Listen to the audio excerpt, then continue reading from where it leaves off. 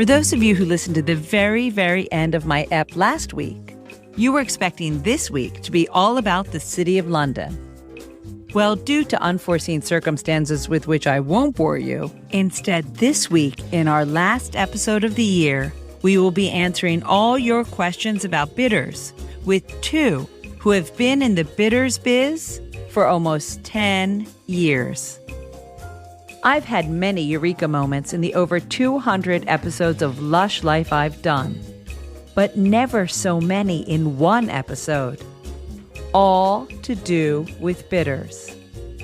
I'm Susan Schwartz, your drinking companion, and this is Lush Life Podcast. Every week we are inspired to live life one cocktail at a time. Who should be here to answer all my questions about bitters? And there were many. But my friend and former Lush Lifer Lauren Mote and her partner in business and life, Chef Jonathan Chovancek, co-founders of Bittered Sling Bitters, Canada's award-winning cocktail bitters brand.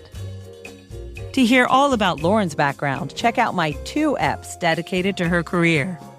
Jonathan has had more than 20 years' experience creating local, sustainable fare for some of Canada's most celebrated establishments. Plus, he's contributed to many magazines, been on the telly, and was the chef and host of CBC TV's groundbreaking documentary Village on a Diet, which was watched by more than 1 million people coast to coast. With these two at the helm, let's see how many eureka moments you have. I am thrilled to have you both on the show. Lauren, you've been here twice. And Jonathan, this is your first time. Now, everyone can learn about Lauren. We have 2 episodes dedicated to everything that's Lauren Mote. Now, we're here specifically because it's my How to Drink series on how to drink, really how to use bitters, because they're something that kind of scare me. I'm not sure really what they are and what they do in a cocktail. I think maybe a lot of home bartenders think that. So let's get to exploring. But first, we have Jonathan with us. And so why don't you introduce yourself and tell us a little bit about how you got here sitting next to Miss Lauren Mote. This is always the most amazing part of any interview because I wouldn't be talking to you without Lauren in my life. And we met in 2010. First of all, my background is cooking. I'm a chef. I started cooking in 1992, which is longer than some of your listeners may actually be alive. We don't talk about age on this podcast. It's not ageist. Last time we'll bring it up. So we met in 2010 and started dating, and our dates were always focused on flavors. And it started with wine. We do wine tastings and get all cork dorky. And then we started doing spirits and spirits tasting. And for me, that was a real awakening because I was a vodka soda kind of guy. And then... Well, you did like Oban though. I loved Scotch, very, very good Scotch whiskey, but I really didn't know a lot about the cocktail and spirits world until I met Lauren. And at the bar that she was running in Vancouver, it was all bitters and house-made tinctures, vermouths, infusions. And she was really pioneering that whole side of mixology back in 2010. Lauren, remind me, where were you exactly at this time? Exactly at this time. So when you met him, I was getting a Facebook request from him back during the days when you had to explain why, which LinkedIn used to do up until only a couple of years ago. We had to say, well, how do you know this person? You have to prompt a message to add this person as a friend. Otherwise, they don't have to add you. And he said, hi, Lauren Mote. I'm Chef Jonathan. I work in the same industry in the same city as you in Vancouver, Canada. And I think that we should be connected because we have 800 mutual friends, but we've never met. Did I say my name is Chef Jonathan? No, I made that up. It's comedy. It's a good story. We're going with it. In my chef whites, wearing an apron, wearing his little toque. Oh my gosh, I love that. Was your picture, right? Your Facebook picture had the toque, right? I meant in your career. Were you already a sommelier? You were already a sommelier. Yes. You were working at a bar. You were already into cocktails. Well, yeah, because, even prior to being of legal age to serve alcohol, I was still working in restaurants. And I'm working in fast food restaurants, dressing burgers, singing songs at Licks in Toronto. And that was since 1996. And then in 2000, in Canada, you're legally allowed to serve alcohol at 18. So I started serving in 2000 when I was 18. And then the following year, I started to serve the drinks and drink the drinks when I was 19. But I continued to, I don't know, I was going in an educational direction that is kind of reflected today in a different way, which we could talk about later. But I was in university studying peace and conflict studies and international relations, but working in bars and restaurants at the same time. And eventually I made the switch, and that working in hospitality became the priority. And then the education I was doing became secondary. And then when I switched fully in 2005 and started studying wine, I started my sommelier courses in Toronto, working with amazing sommeliers at Lush Life Bistro. And they have one of the biggest wine cellars in Canada. And I moved to Vancouver in 2007 and worked for Lumiere, which also was probably one of the most well-known high-end restaurants in Canada. It was owned by Rob Feeney, TV celebrity chef. So I worked with lots of really great front of house people, and I just continued my studies, but cocktails weren't a thing at that point. We had mandatory cocktail programs in restaurants in Vancouver, but we didn't make that the focus. The focus was almost entirely wine and aperitifs, and what we would do interesting digestives to pair with desserts and petit cours. So I studied wine. I was writing wine programs, and then spirits started to come in. Of course, we had to have an amazing single malt and whiskey selection from all over the world. And then from there, cocktails just seemed to find their way in as the popularity in the West Coast of the US, in Seattle, LA, San Francisco, Portland, started to rise. Then it indeed started to rise in Vancouver. And so I sort of went with that flow.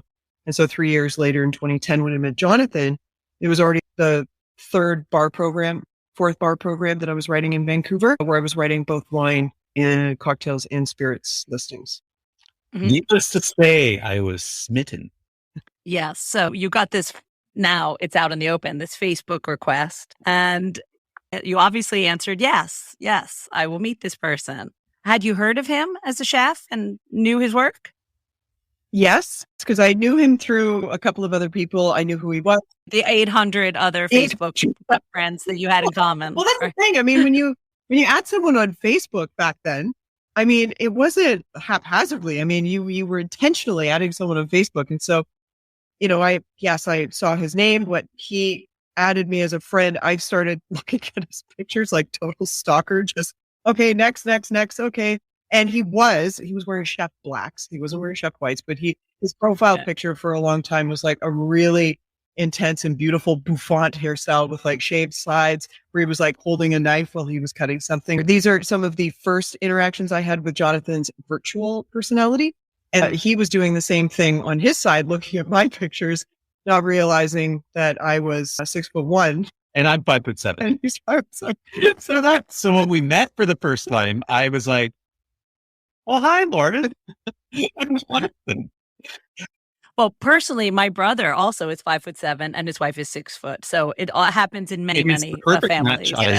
It is perfect. It is perfect. So why were you interested in meeting this Ms. Lauren Mote on Facebook? What was it about her? I was a single man, and she was a beautiful woman. All right. So it was romantic. But actually, there's more to the story. I had actually read quite a few of the blog posts that she was writing. She had a blog called Pull-Up Media at the time, and she was writing about food and beverage, but a lot of it was food and flavor. And, it was like 2010. So El Bulli and Alenia were the big restaurants that everybody was into, what modernist cuisine was all about. And so that was sort of a hook where I was reading about, she was doing extractions of citrus and spice flavors through a handheld nitrous siphon, which was really cool, and writing about the tasting notes. And that led to, she runs a bar program.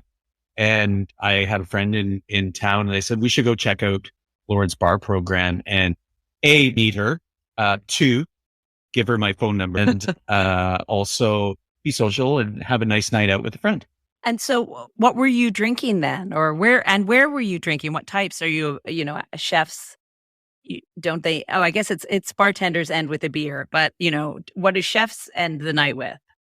I have always been a big fan of eating and drinking everything. So if you put something in front of me and it's intriguing and it's got a story, I'm going to taste it. And if I like it, I'm going to consume all of it. So, So to answer that question, whatever's delicious. So if it's a really tasty local beer, I'm down with that. If it's great wine, we're from Vancouver, which has incredible wine producers in the Okanagan Valley and also incredible spirits producers. Back in 2010, there was only a handful. Now there's hundreds. And we were really lucky to be at the forefront of that cocktail renaissance, which coincided with the craft beer movement and craft spirits movement. And in Canada, the Okanagan Valley, British Columbia, Vancouver, media really embraced it. Culture really embraced it. So the other thing that was happening at the same time was the big farm to table, locavore, 100-mile diet, slow food movement. And that was what we were into. And so that's what we talked about when we went out for drinks. We talked about food, we talked about restaurants, we talked about flavors. So when we started dating, it was just a natural progression of, we're on dates, we're going to good restaurants, we're going to good bars to see our friends. And we're talking about all this, great, delicious gastronomy. And then when we go home, we would do experiments. And one of the experiments we started doing was, let's make some bitters. And Lauren when I met her, she probably had 50 or 60 bitters randomly around the bar in jars, just macerating all different flavors. And so it was a really great exercise for me to understand what it was she was doing from a alchemy perspective and also from a creative perspective.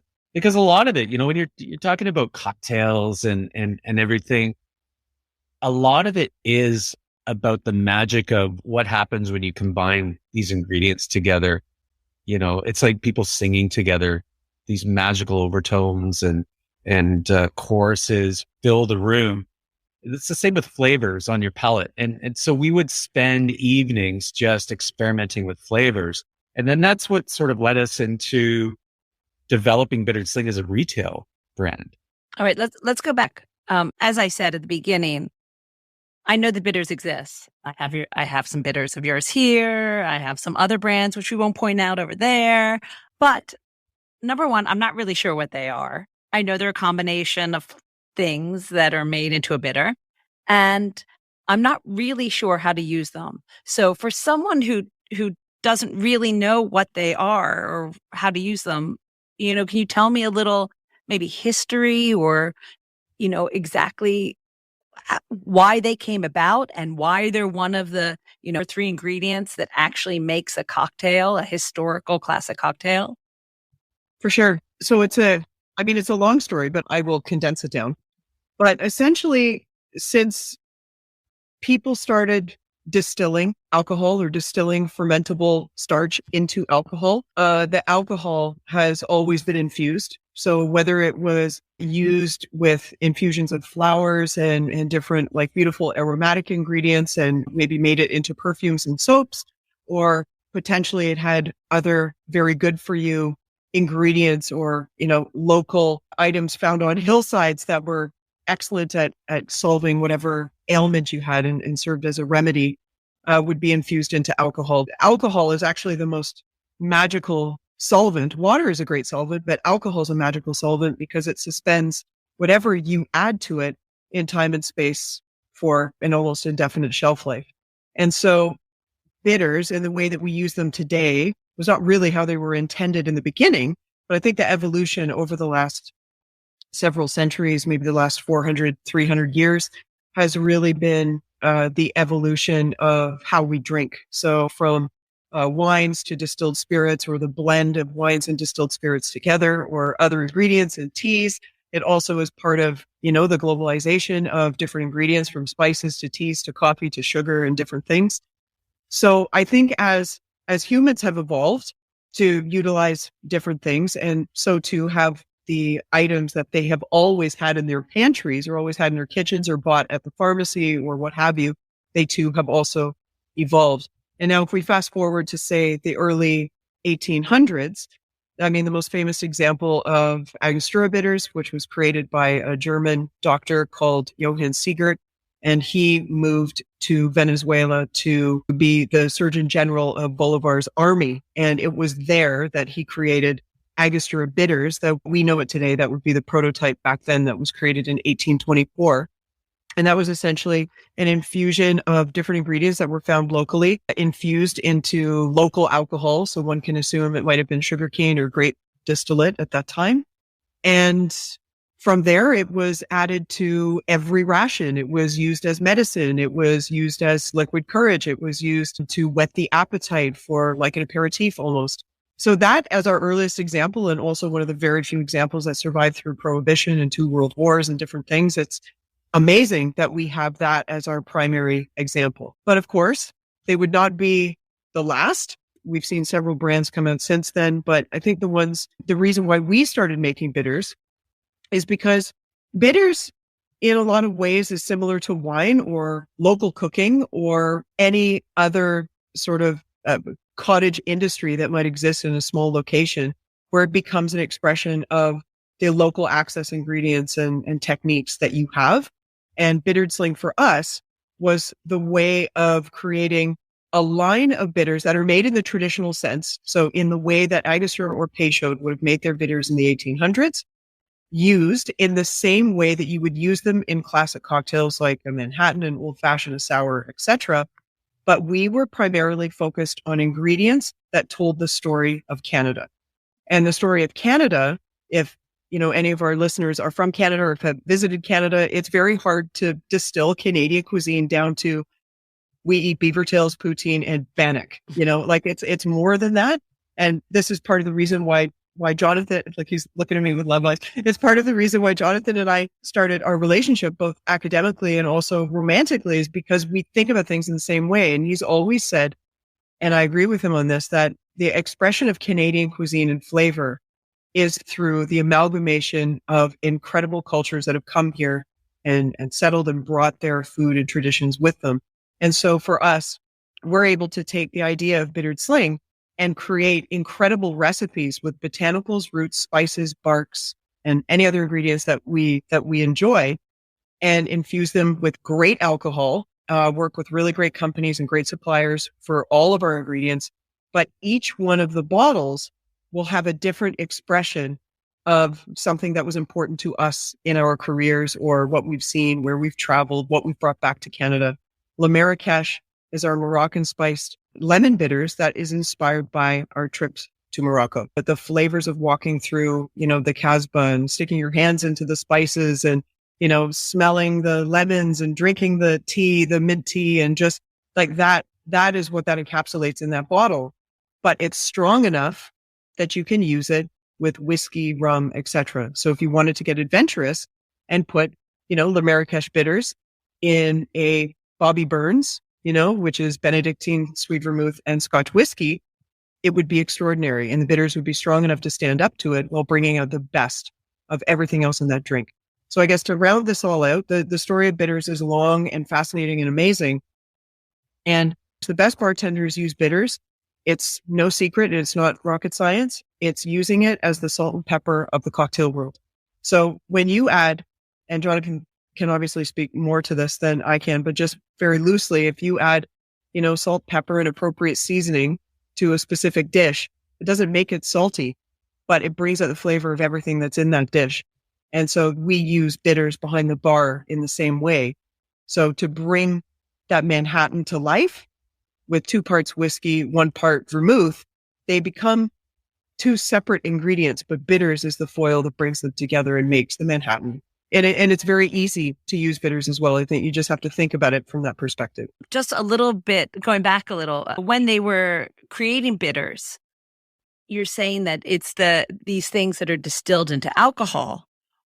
Do you know why those didn't become separate spirits themselves and they ended up being bitters? Well, some of the spirits were really terrible. I mean, you wouldn't necessarily want to drink some of the things that came off the still. And it's actually almost like the reason of the creation of gin in a lot of ways. It's like adding botanicals to mask the flavor of really terrible alcohol. But eventually the alcohol gets better, the botanicals get better, and we develop a taste for these amazing botanicals. And now all of a sudden we have this spirit that we can't live without. And it was the same. It would have been the same back then. It was always wine.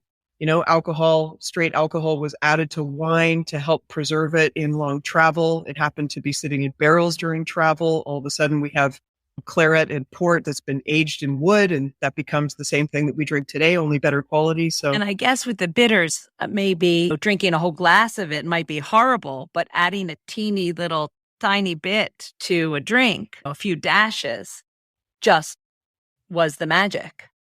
well, actually, but there were two different ways to look at bitters, and that is what led us to invest in categorizing potable bitters and also non-potable bitters. I say us as like the industry. Non-potable bitters are the ones that are administered by dashes and drops, like Bittered Sling. Because of their intensity. Yes, because of their intensity. And then the potable bitters, like the Fernet, the Jaeger, the Campari, different vermouths or Amari, you name it, Suze, like Amar Pecan, which is just right here. So, I mean, if people really had the taste for it, and it was actually quite a significant European taste for potable bitters that people would drink, the Milano Torino, they would drink things on ice. It's very European, but in the US, where, American cocktail culture, which is like the North American cocktail culture, it would have started actually with non-potable bitters because that's how they were making drinks. American style drinks were led with whiskey or gin or other spirits with vermouths, liqueurs, modifiers, and bitters. So the two worlds sort of existed separately, and now we're lucky that they're available together. Oh my God, I just had a eureka moment. You just gave me I never even put the two together, really. The Amari, the bitters. I don't know why. In my brain, they were oranges and apples or cats and dogs. I didn't even think of them as the same thing. It's amazing. Now, when you were dating in the early days and you were enjoying all of these things together, Jonathan, were your eyes, just like my eyes were, open to, oh my God, I never even thought about this whole world of bitters and a whole nother thing to create and eat and enjoy or drink or add to something? Were you just blown away? Totally. Yeah. In the moment, completely. And my friend and I, we left, and he said that was absolutely incredible because he's actually the guy I was eating with when we met Lauren. He's my mentor. His name's Pete Zambri. He owns a restaurant in Victoria, and he's 10 years older than me. And both of us were really tasting things for the first time. Like Lauren, she had made like a black walnut vermouth from local wine and black walnuts from the vineyard that made the wine, and then layered it with complex spices and mango bitters and peach and pepper bitters. And it was like getting hit with a jolt of electricity every time she brought a drink over. And then she'd also bring the jar of macerated botanicals so we could look at it. And it was really eye-opening.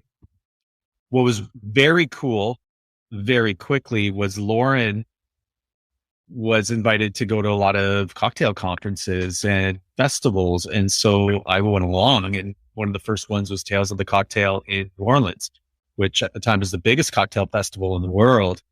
And then that's the gateway to everything, and being able to taste the world's great spirits all in one place in such a electric, incredible gastronomic city. So we're eating, we're drinking, and really being explorers. Like for me, I was in my early 30s. And so it was a really good time to have the experience of all of the cooking and traveling I had done to be able to really approach spirits from a technical and taste aspect as opposed to a party aspect. And so we went to Louisville, Kentucky, and did, bourbon distillery visits and met all of these, really incredible people, the faces behind the stills, people that their family's been making spirits for generations, or they've held the same job since they were 18, and now they're in their 60s, and they're getting ready to pass their master distiller hat over to their son or daughter who's apprenticing with them. And just, seeing the cultural aspect of spirits too was really incredible. And then the third aspect of that, which I think is the best aspect, is a community.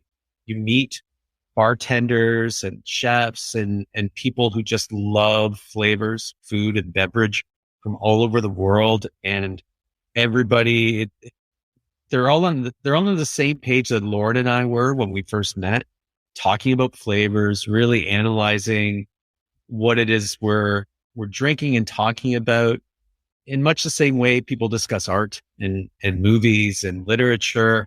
And these people are coming from all over the world, and they're doctors and they're lawyers, and they've got MBAs in business, and they're all drawn to the spirits business. And a lot of them quit their jobs to become bartenders or to become distillers or to make these artisan products. And I was seeing the same thing in the kitchen as well, because in the 1999, 2000, I was working at some really great places in Canada, and we would always have sort of middle-aged, I've been doing this career, which I've got an incredibly high education to do. I'm going to jettison that and take a job as a line cook for minimum wage and peel peas for you for the summer, because I love cooking, and also because they had a whack of cash in the bank and they could do that kind of thing. But there's this whole, I'm going to wax nostalgic about it now because those days are long gone, like so long gone. It's like that whole industry is on fire now, and nobody can find staff. So it's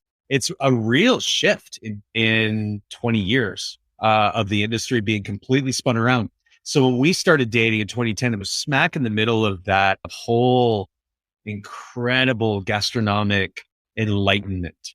And that led to the advent of our ubiquitous food culture in magazines, television, movies. It's just our zeitgeist is full of food and drink now in a way that it never has been before in history.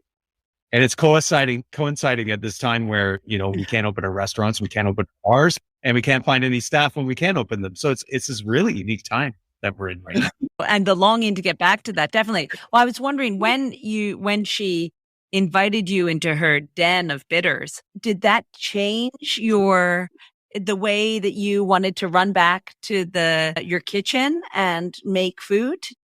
No, I was already cooking with bitters at that time. And it's interesting because I'd been to a food conference and watched, it was this great San Francisco chef, doesn't matter who he is, but he had in his seasoning tray, he had his salt, pepper, Espelette, spice blends, and he had a bottle of Angostura bitters, and he was using it to season. And I'm like, okay, I'm going to check that out. And it becomes this extra tool when you're cooking, because essentially a bottle of bitters is a very well thought out, constructed and balanced spice rack, which points in a specific direction depending on the flavor of the bitters. So when you use that and add that when you're cooking, especially when you're using it in seafood dishes, egg dishes, like an egg faux, saucy kind of thing, or in pastry, making cakes, chocolates, the sweet realm, that spice profile really plays well. And in fact, if you were to taste vanilla extract, it's very bitter. It's an incredibly bitter alcohol extract of vanilla bean. And it gives that signature backing note to all things that are butter, flour, sugar based. And without it, the butter, flour, sugar doesn't really taste like much. But when you add vanilla, you're not tasting the vanilla bean. It's the backing note behind everything else that gives it character and a base, which with all the flavors play off each other. And so that's how bitters work in a cocktail glass. And to a certain degree, bitters can work like that as a seasoning element in food as well. When I met Lauren, I was already using bitters as sort of a tool, but not to the degree that 2 years later, we were really working with it. Well, so the next thing we did, we got Bittered Sling going, and then we quit our jobs and started a catering company. A boutique called pop-up. Kale and Nori's Culinary Arts. And we started doing plant-focused local catering. And a pop-up restaurant. And we did a pop-up restaurant twice a week at a partner liquor store that had a 36-person long table in the middle of the store and a little kitchenette. And we did that for like 5 years. Yeah. And so we would work with different spirits brands and bring in local bartenders and also bartenders from different parts of the world. And we would do a cocktail menu that was based around the theme of the cuisine. And the theme of the cuisine would be based around the origin of the spirit that we were using or the portfolio that we were using. And so we called that Bittered Sling Bistro, and we did that for years and years. And that was like the real sort of learning of, well, how can we really use bitters in cuisine as an effective tool and not just as a marketing hook of, oh, just add bitters to this and we'll sell more bitters. But no, how can bitters actually affect the flavor that enhances it in a great way? And I'll say this, not all bitters belong in food, but select bitters flavors are extraordinary in different aspects of cooking. So we really did explore that to its fullest potential. And when you decided to create Bittered Sling, was it difficult for you both to agree on what to start with as in flavors and what your first few bitter styles were going to be, or first few bittered flavors, I guess, were going to be? I would say that because I already came in with a background of making bitters, it was easy for me to steer the ship a little bit. However, I steered the ship to the point where I would gift wrap everything that I had done previously. And I said, Jonathan, this is what I've been doing. And then he said, this is how we can improve it. This is how we can make it better. But I think our partnership from the beginning was always incredibly cooperative because so much of what we were passionate about was always flavors. It was a joy to sit down and take an ingredient of the day. Let's call it banana peel. We would stick a piece of banana peel in hot water. We would eat the banana peel on its own. We would cold brew the banana peel. We would put it in alcohol. And then we would write tasting notes for the entire thing. How do you describe what a banana peel tastes like to somebody who's not going to put a banana peel in their mouth? And we did that with orange peels, grapefruit peels, lemon peels, wild celery, plums, cherries, peaches. We did it with every sort of main ingredient that we wanted to highlight because it made sense as part of the classic bitters world. But then we also did that with all of the ingredients that played a role. That would be the spice backing. They would be the barks. They would be the spices. They would be the volatile ingredients like fresh herbs or other, fruits or other fresh ingredients. And so we had this amazing Rolodex or food and flavor directory of how we would describe what these flavors were. And then it became the task of the two of us putting it together in a recipe build that gave the bartenders what they needed in finished cocktails, gave us what we needed in terms of we're very proud of how delicious this flavor is and how powerful it is. But then also, for a certain extent, it needed to be balanced also to a chef's palate. So I think the two of us, we divided and conquered. We had 4 that we started with, and then we went up to almost like 22 flavors. And then we pared it back now to 10. But that's over, almost 12 years of doing this. But did you have something to add? I think. Yeah, one of our most popular flavors is called Moondog Latin Aromatic Bitters, and it goes all the way back to one of those first few dates where we said, okay, what are we going to do today? Okay, here's what we're going to do.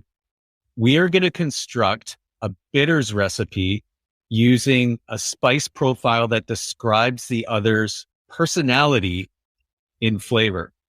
And so I ended up writing this recipe that described Lauren's personality, and that recipe ended up being Moondog Latin Aromatic Bitters. And it's incredible. It is hot. I was going to say, you're going to have to know someone really well to do that. Otherwise, you could be upsetting them. What he said, actually, because when he actually presented the bitters back and we tasted it, and I said, these are insane. They're like going in so many different directions, but all a very familiar direction. They're really eccentric. Oh, I love it. I love it. Yeah. And the one for him I created was Denman, which we discontinued. No, I'm just kidding. We actually changed it. It wasn't relevant. Jonathan's multiple personalities. He, the Denman Bitters was created sort of with his profile in mind, because everything that he did when he was teaching me techniques, or he would cook for me. And I also cook a lot as well. Obviously, he's professional, but everything he did had an air of, how do we slide Asian flavors in here? And I don't mean like Southeast Asian or lime leaves or things like that, but I mean like the spices that really make up the bulk of like what Chinese cuisine could be in different provinces. And so he always had star anise. He always had different peppers and different chilies and just different things that he would bring it to life and use it in a way that I'd never experienced before. And of course, he spent time in China, so that was really cool. So Denman felt very Chinese in its nature, in its flavor profile, as like an origin where a lot of those spices came from. And so we actually evolved that flavor to become Kensington. And Kensington is our big aromatic bitters as well. And Kensington and Moondog now sit side by each in the global flavors lineup. So I feel like we both managed to get there. I think that's one of the things that makes Bittered Sling stand out in, the vast ocean of bitters brands that are out there. It's like, do you know a bartender? Okay, you know somebody that makes bitters. Like everybody makes bitters. And a lot of them are great, but, ours really speak to people in a way that's unique because of the way it works in the glass and the way it works with the chosen spirits, the modifiers, the sweeteners. It's really designed to balance and enhance. We make them bone dry. We don't add any sugar.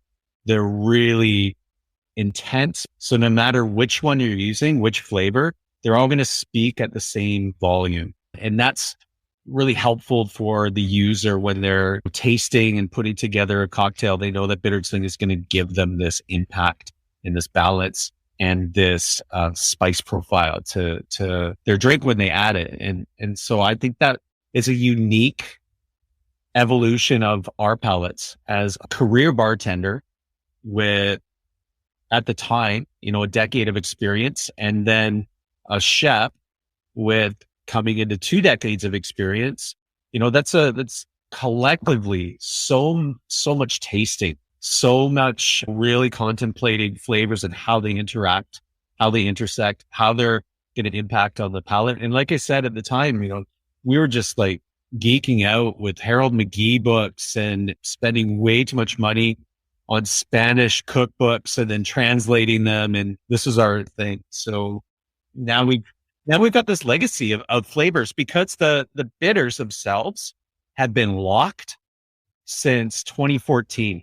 There was, I guess, 2 years where we were really sort of tweaking what some of the flavors were really going to stand out. And with the citrus flavors in particular, the first round of citrus we had, the feedback we got from our customers and our friends was, the voice really isn't as loud as, say, the Moondog or the plum and root beer. It's a little softer.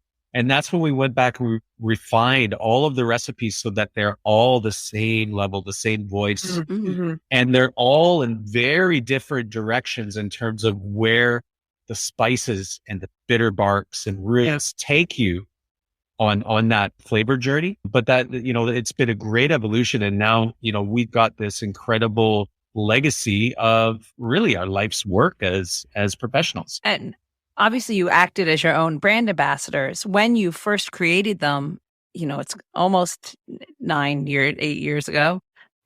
Did you feel that people were open to trying new bitters, when you went into a bar to introduce them, or were people like, it's okay, we got our bitters and we know what to do with them and we're not ready to have anything new?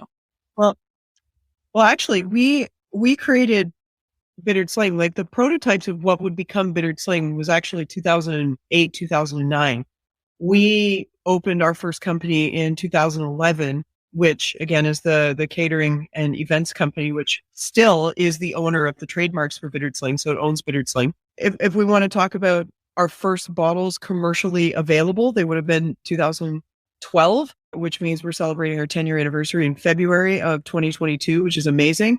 But at the time when we developed and launched Bittered Sling, it's because there was a huge commercial opportunity to not just jump into a void where there were no bitters, but to actually create the opportunity and the demand for bitters. Because in Canada at the time, there was no education.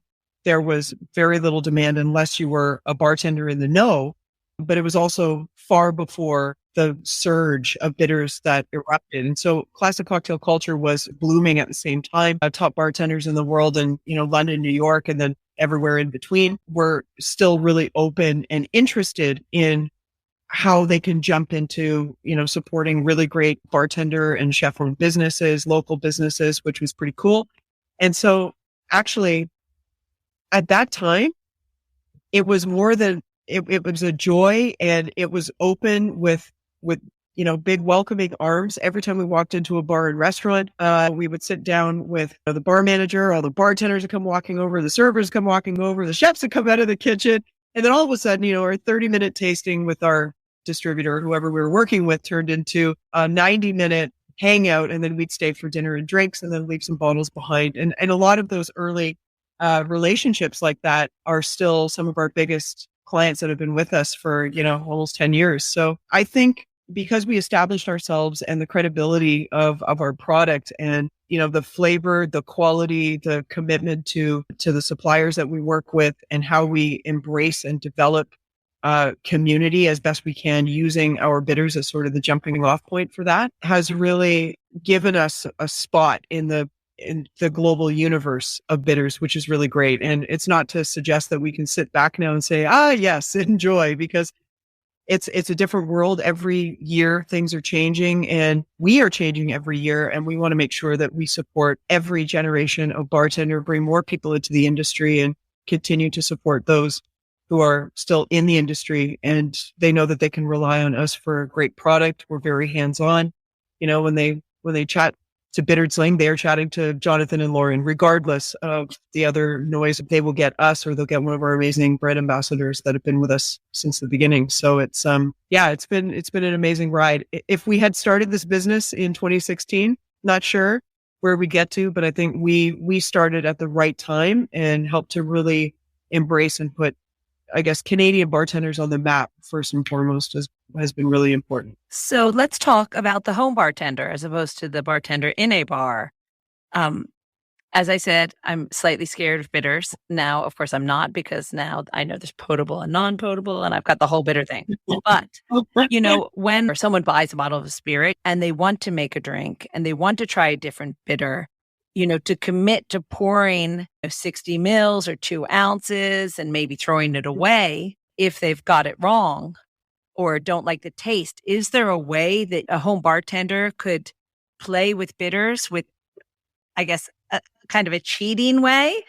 So they're not. No, it's not cheating. It's really, I'll follow a recipe. For God's sake, I can't tell people enough that if they're starting cooking or starting making drinks or whatever, it's like, don't experiment, follow a recipe, and think about why the things that are in the recipe that work are in there together. Like, I would never make anything as a baked good without looking at a recipe. And Lord knows I have 100% been cocky enough to stand in the kitchen and say, I don't need a recipe to make these cookies. And then they come out tasting like cardboard. So yes. I love it. And, we've done all the work already for that. Our website is incredibly rich with recipes from, the beginner bartender at home. Just as you mentioned, they haven't even identified themselves as a bartender, but they've got a mason jar, they've got a glass, they may have old ice cube trays, and they've got this beautiful bottle of spirit that they want to do something with. So we've got videos, we've got recipes, we've got photos, we have mise en place recipes. If they don't know how to make simple syrup, and a lot of people don't, you learn how to do that. So I think that it's not just a one-stop shop for, we'll teach you how to use bitters. We will teach you how to make really simple drinks with a proper evolution that already exists on our website of how you can go from to maybe use a phrase from Tess's bar here in Amsterdam, Flying Dutchman. You have to crawl before you walk, before you run, before you fly. And that's exactly, what our website does. It gives, a level of understanding on how to mix drinks with bitters at any level. Thank God you've taken all of that, the burden off my shoulders. Follow a recipe. Do not experiment. I love that. That's their top tip for the home bartender. Go to their website and follow the darn recipe. Mm-hmm. Right. Bar tools do not matter. Yeah. recipe first. But again, as we mentioned earlier, we've never been in a time in history where more information has been available for making delicious things. And that's multicultural cuisine, that's multi-spirit cocktails. So you can be turned on to a particular style of gin. You can do some research. You can find 25 recipes from incredible bartenders on Instagram or online. And then when it calls for, citrus bitters, that's where with Bittered Sling, you could come in and we've got 3 variations of citrus bitters. And that's where the experimentation and the innovation can come in, using the different bitters to modify the foundational recipe in a different way. And with different bitters, you're going to get a different end product because the botanicals in the bitters are going to influence the structure and the final balance and taste and how it hits your palate of that cocktail. So depending on the bitters that you use, and this is throughout all brands, it's going to enhance different parts of the cocktail. And so depending on what you want to land lightest to heaviest, what you want to have the most impact, whether it's the bottom notes in the vermouth that you've chosen to make your Negroni with, you can use a more bitters to really set those out because they're going to neutralize the bitterness of the Campari and the bitter barks and the vermouth. And you're going to have more of those aromatic citrus notes and herbal notes stand out, which doesn't mean you're really changing it. It's like those subtle nuances that you experience when you taste well-crafted food or drink.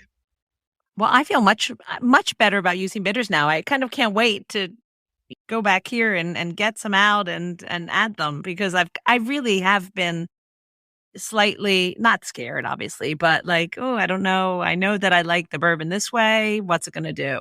So what's your favorite cocktail? Oh, well, I like bourbon and I like it with little sugar in it, but I've never really committed to the bitters. I know that's crazy. I do order an old fashioned and the way it comes is fabulous. But when I'm home, I'm like, You're 75% of the way there though. I mean, honestly, all you need, and actually, this is a great segue because I was going to say that the thing that I think home bartenders kind of screw up on because they're scared is they don't add enough bitters. And so they feel like they're not doing enough. So as an example, when in a cookie or a cake recipe, you have to add like a teaspoon of vanilla extract, that doesn't seem to ward anybody's feelings off. They're like, yes, that is the right amount proportionately for sure. But then when they add bitters to a cocktail, they're like, 1 drop. It's like, how is that going to do anything?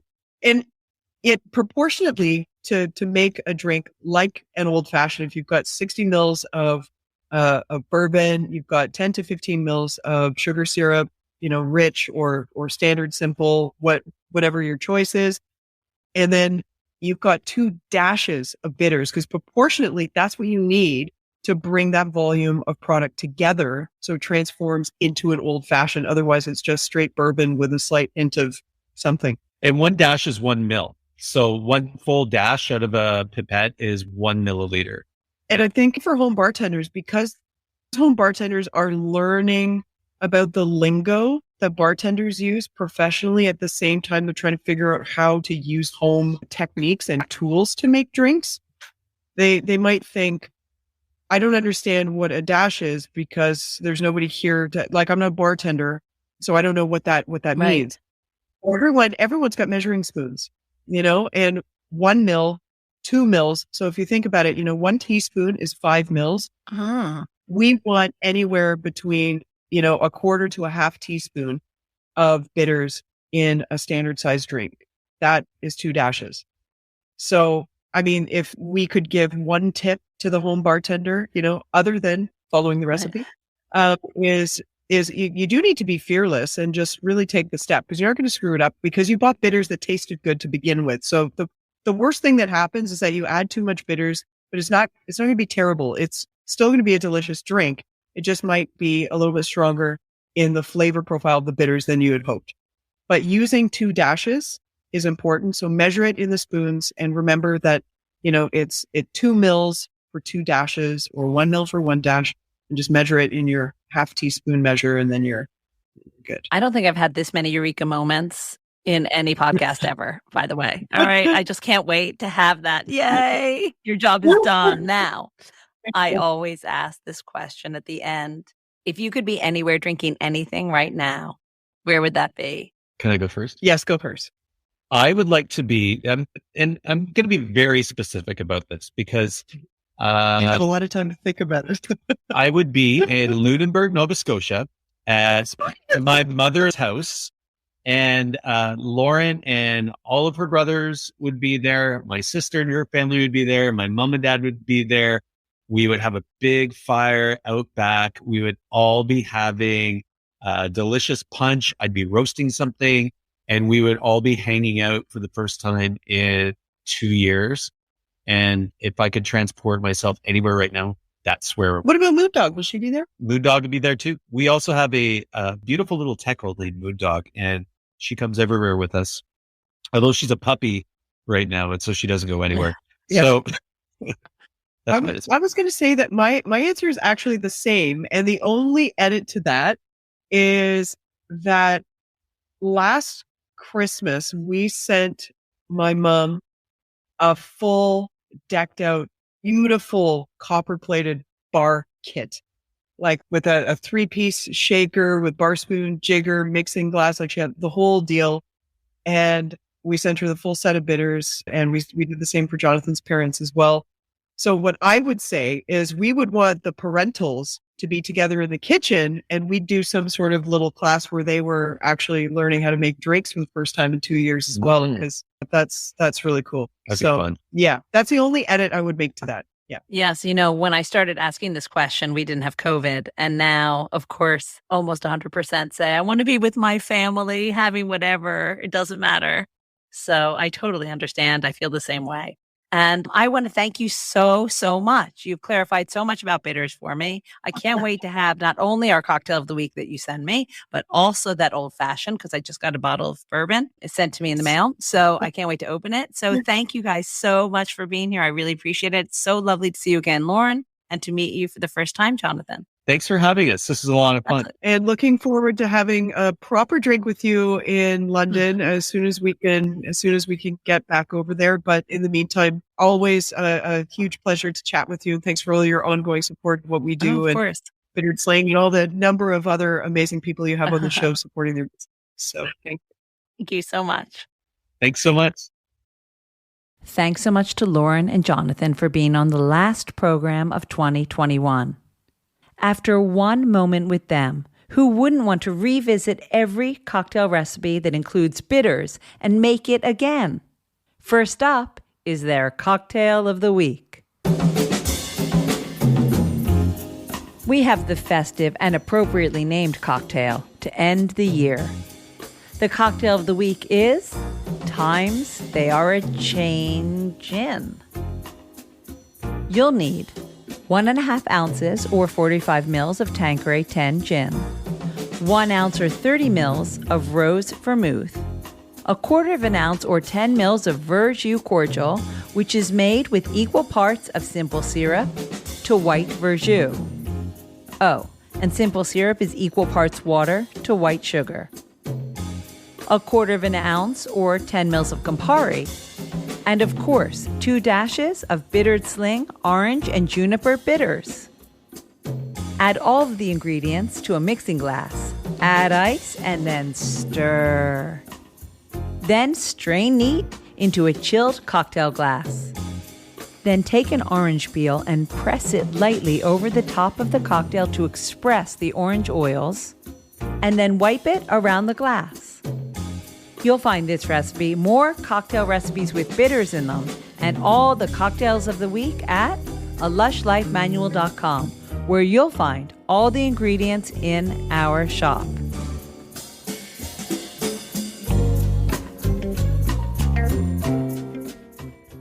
Have a wonderful holiday, everyone, and see you in 2022. So if you live for Lush Life, make sure you head out to the bars and restaurants you love and tell them how much you love them. Theme music for Lush Life is by Steven Shapiro and used with permission. And Lush Life is always and will be forever produced by Evo Terra and Simpler Media Productions. Which leaves me to say the wise words of Oscar Wilde, all things in moderation, including moderation, and always drink responsibly. Next year, we'll be back in the City of London, heading out to Singapore, and meeting some kittens. Until that time, bottoms up.